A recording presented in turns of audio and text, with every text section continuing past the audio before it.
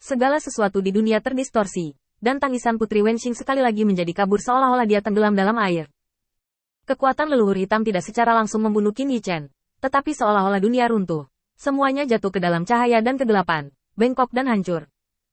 Qin Yichen berjuang keras. Kekuatan ilahi yang terbakar membunuh kegelapan. Tetapi kegelapan tampaknya hanya seuntai. Tetapi itu tidak ada habisnya. Kekuatan Raja Dewa misterius dan tidak ada habisnya, membuatnya jatuh ke dalam jurang. Bergemuruh.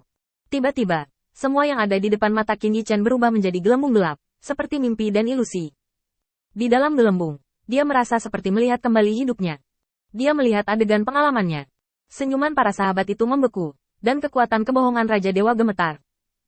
Qin Yichen tidak tahu apakah jiwanya hancur saat ini. Dia tersenyum agak mencela diri sendiri. Dan tentu saja, ketika dia sekarat, dia akan tampak seperti lentera yang berputar sepanjang hidupnya. Masa lalu bergegas, dan Qin Yichen tidak menyangka bahwa tubuh bawaannya telah berakhir. Faktanya, itu harus dipikirkan. Tian Jiao sekuat Long Waner, sekuat leluhur, dan akan berkorban dan jatuh. Bagaimana dia bisa sendirian? Apa yang tidak diharapkan Qin Yichen adalah bahwa cahaya dan bayangan yang terdistorsi di depannya tiba-tiba membeku, saat dia meraih bola roh langit dan bumi. Qin Yichen tercengang. Kecemerlangan orproh langit dan bumi terus berkedip, membuatnya terkejut lagi dan lagi. Memang benar bahwa orproh ini hampir dilupakan olehnya kecuali keanehan yang memungkinkannya untuk menghidupkan kembali ribuan tahun yang lalu. Tetapi semua cahaya dan bayangan membeku. Hanya orproh langit dan bumi yang bersinar. Dan dalam kegelapan, orproh langit dan bumi tiba-tiba meledak menjadi cahaya dan menelannya. Suara mendesing. Tanda seru. Tanda seru. Ledakan. Tanda seru. Tanda seru. Saya tidak tahu seberapa tinggi Qin Yichen jatuh dari langit berbintang. Tetapi jatuhnya Qin Yichen sedikit menyakitkan. Tetapi lubang yang dalam di tanah tampaknya sedikit lebih menyakitkan bagi bumi. Qin Yichen hanya merasa bahwa dia telah jatuh ke dalam 9 Nethers. Karena dia telah melihat ekstasi. Dia tahu bahwa 9 Nethers of Hell benar-benar ada. Tetapi itu lebih misterius daripada yang dibayangkan semua makhluk. Namun, pemandangan gunung pedang dan laut yang penuh dengan roh jahat dan hantu tidak muncul di depan mata Qin Yichen. Dia mengangkat kepalanya dan menemukan bahwa api di sekitarnya menyala, dan dia sepertinya telah jatuh ke dalam lubang api. Lubang api terus menyala, dan Qin Yichen tidak merasa panas. Bagaimanapun, dia adalah seorang kaisar yang bermartabat. Api ini, sepertinya tidak kuat. Penglihatan Qin Yichen kabur. Dia menggosok kepalanya. Apakah ini jiwanya dilemparkan ke lautan api? Hanya karena keluhannya tentang membunuh murid Jiu Yu, diperkirakan dia tidak akan bisa mengeluarkan janin yang baik. Namun, meskipun langitnya kabur, langit biru dan cerah membuat Qin Yichen merasa bahwa itu benar-benar berbeda dari gaya melukis neraka yang dia bayangkan. Dia menabrak lubang api, dan suara-suara di sekitarnya seperti semut yang tak terhitung jumlahnya merangkak di sekitar, dan tatapan itu menyebabkan Qin Yichen menggosok kepalanya dan perlahan-lahan duduk. Ini, Jiu Yu. Tidak, lingkungan Jiu Yu sangat bagus. Kamu tidak perlu terburu-buru untuk bereinkarnasi. Qin Yichen berkata pada dirinya sendiri. Semua yang ada di depannya membuatnya tidak dikenal. Dan dia bahkan curiga bahwa dia telah jatuh ke dalam ilusi leluhur hitam.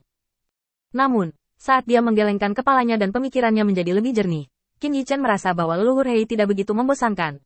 Paling-paling dia menjadikan dirinya pedang hitam. Dan dia bahkan tidak memiliki kualifikasi untuk disempurnakan.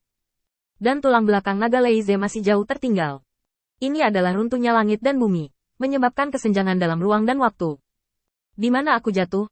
Qin Yichen hanya memikirkan kemungkinan ini. Bagaimanapun, kekuatan leluhur hitam itu terlalu menakutkan. Dewa Hautian bahkan mengorbankan pedang yang pernah membunuh raja.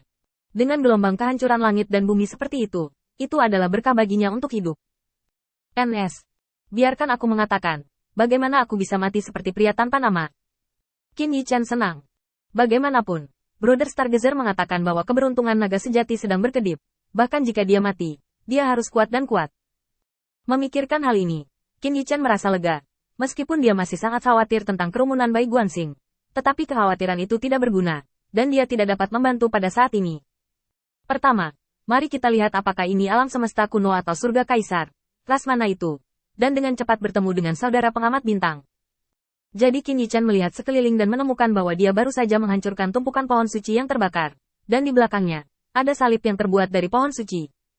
Bayangan indah diikat di salib. Ya, dia berpakaian compang camping. Tetapi setelah diikat, dia ditutup dengan mulutnya. Dia emas dan menawan.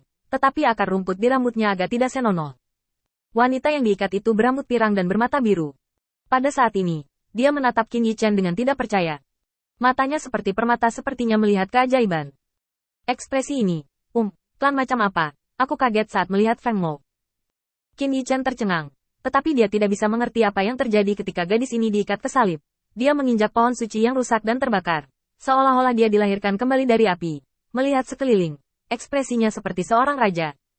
Faktanya, Qin Yichen seperti raja. Dia agak sombong. Selama dia tidak jatuh kerana pengadilan iblis kuno, dengan kekuatannya saat ini, bahkan jika dia jatuh pada kaisar lain, dia akan dianggap sebagai tamu. Jika dia jatuh keras kecil lainnya, saya khawatir dia harus dianggap sebagai leluhur dan hormat. Tapi apa yang membuat alis pedang Qin Yichen mengernyit? Kenapa? Begitu banyak orang di depannya. Tanda seru. Melihatnya, itu luas dan perkasa, hampir penuh dengan alun-alun ini, belum lagi puluhan ribu. Apakah ini puluhan ribu orang di sini untuk menyaksikan gadis ini terbakar sampai mati? Berkumpul untuk barbeque? Ini tidak cukup. Qin Yichen tercengang. Ini tampaknya merupakan upacara yang diadakan oleh ras ini, tetapi benar-benar biadab untuk menawarkan pengorbanan darah dari ras yang sama. Qin Yichen berdiri di dekat salib, dengan puluhan ribu sosok di kakinya juga menatap lebar, dengan ekspresi terkejut, dan penonton terdiam. Dan Qin Yichen juga terkejut. Masih pertanyaannya, bagaimana bisa ada begitu banyak orang? Apakah dia termasuk dalam ras manusia? Bahkan jatuh kembali ke 3000 alam dari ruang dan waktu. Tapi masalahnya adalah, ras manusia ini, setidaknya orang-orang yang berubah menjadi ras manusia. Kenapa mereka benar-benar berbeda dari diri mereka sendiri? Orang-orang itu seperti manusia, tetapi hidung mereka tampak lebih melengkung. Dan tentu saja mereka juga memiliki penampilan rosacea. Tetapi Qin Yichen memindai ke segala arah dan menemukan bahwa rambut orang-orang ini berwarna emas, coklat, merah anggur, biru ungu. Tetapi, hitam yang sama dengannya sangat langka. Warna rambutnya berbeda, dan bahkan pupilnya jarang seperti tubuh surgawi belakang Qin Yichen. Ini membuatnya terkejut. Setelah kembali ke akal sehatnya, dia memutuskan untuk menatap matanya dengan kekuatan suci untuk melihat apa dewa ras ini. NS. Sejak itu, Qin Yichen berada di tempat diam dari puluhan ribu orang. Matanya berangsur-angsur bersinar. Tapi tidak masalah jika Anda melihatnya. Qin Yichen tertegun lagi di bawah pandangan. Ini, orang-orang ini tidak berubah menjadi bentuk manusia. Mereka tampaknya manusia.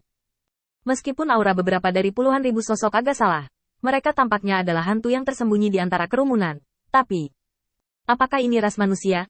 Tanda seru. Apakah ini semua keluargaku?